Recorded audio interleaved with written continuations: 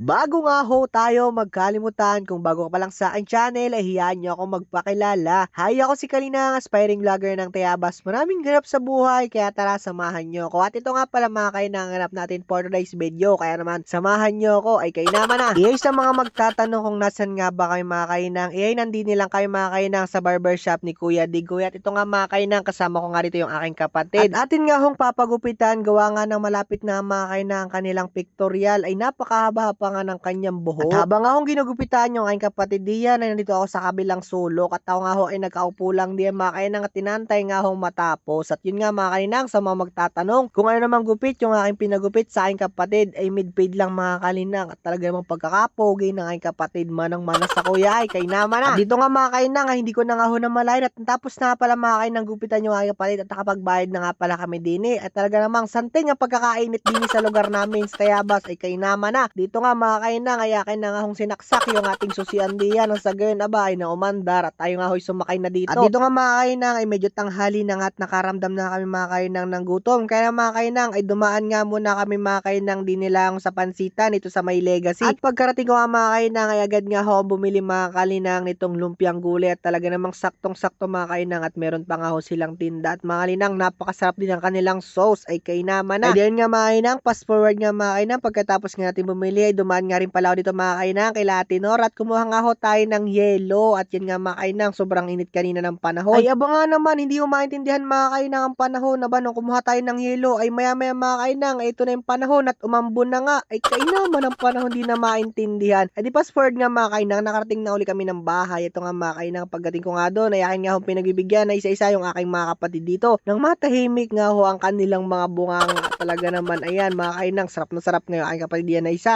ay kay naman na. Ay lasa ko'y tigil lang mahiligalig ay punang bunganga ay siya. Hanggang dito na lang ating video, bye bye.